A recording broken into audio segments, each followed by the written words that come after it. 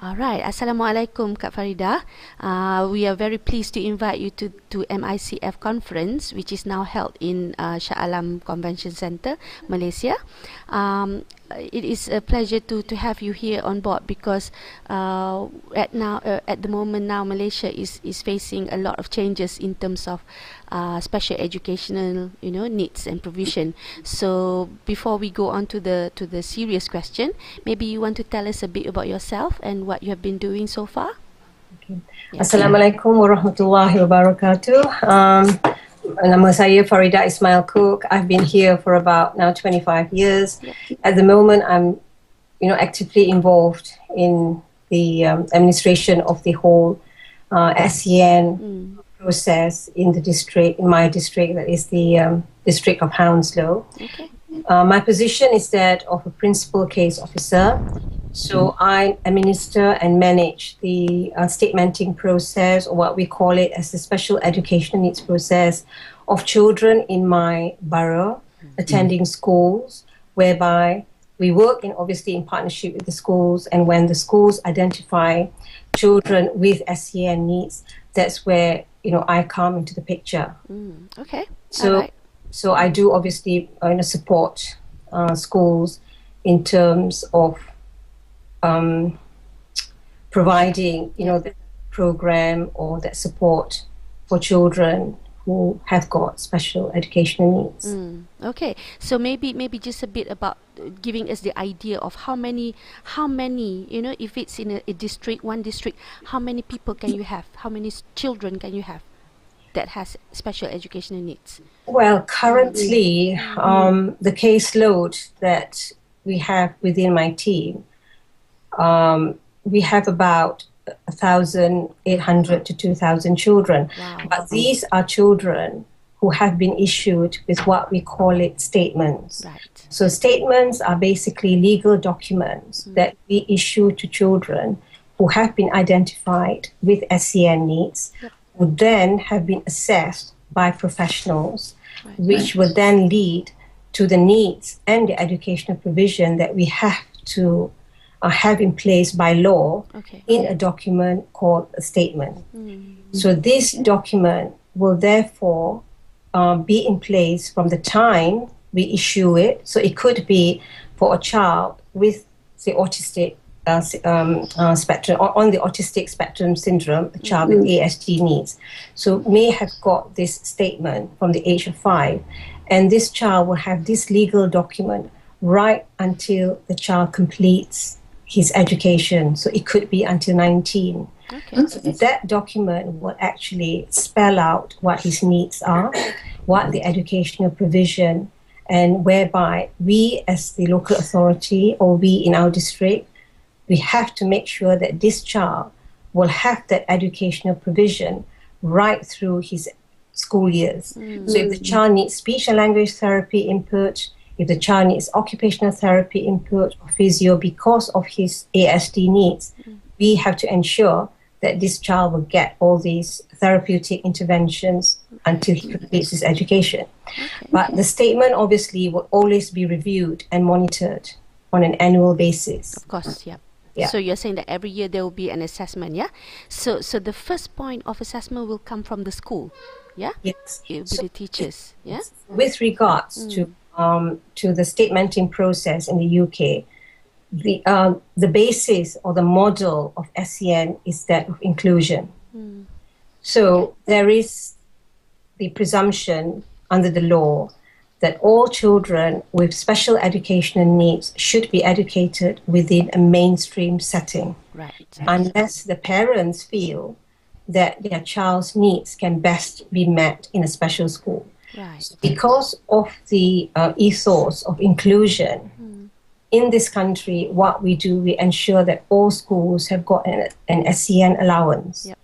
So that means the government has got this political will and that commitment to ensure that schools have got the SEN resources to identify children who, because of whatever special needs, would therefore need the extra support to assess the curriculum.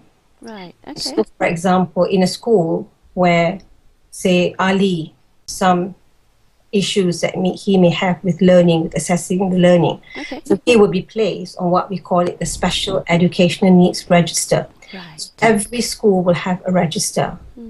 So the class teacher will then work with a SENCO, and every school will have a Special Educational Needs SENCO who is obviously trained to deal with and identify children who may have got SEN needs. So SENCO is Special Educational Needs Coordinator, yeah?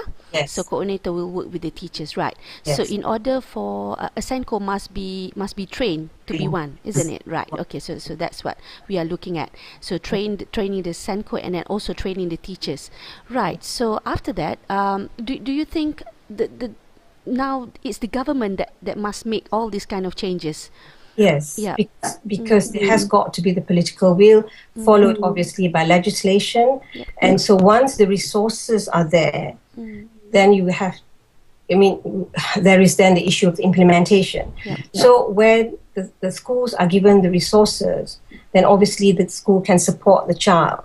And at the same time, all the schools in UK, we have what we call it an educational psychologist attached to the school. Right. Okay. So if a teacher sort of identifies, I think this child has got SEN needs in terms of ASD traits, like repetitive behaviors or sensory issues of not being able to cope with noise.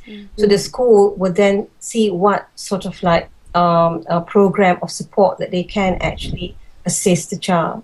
And then if they feel a class teacher may not have that skill, they may then invite an educational psychologist who may come in and see the child and work with the child. Okay. But sometimes what schools may find that the school-based resources is not sufficient, and they would need to have a more detailed assessment of the needs of the child. Right. So that is when they will present the paperwork to myself, and then we make a decision at panel to agree or not whether to have a more detailed investigation of the child's needs.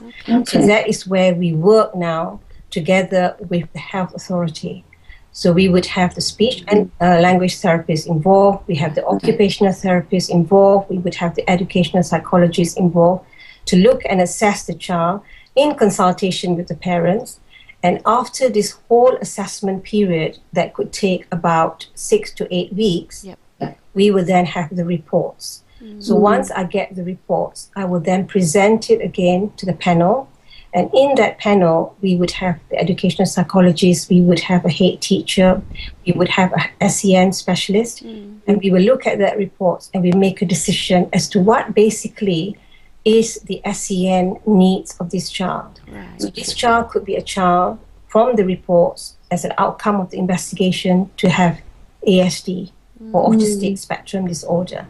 Or the child could be one who may present as a child with moderate learning difficulties, or a child that may present as a child with emotional behavior difficulties, or a child that may present as an ADHD. Okay. Okay, one final question, Kak. Do you have like specific amount of funds for all kinds of special child, or is it just on case by case basis, or how much is the fund for one person? So when the schools are delegated, we call it schools are delegated with resources to support the child or every child that they have identified as SEN. The government would normally delegate to amount of about £6,000, Right. which would equate in terms of hours of support, about 8 hours of support for a child.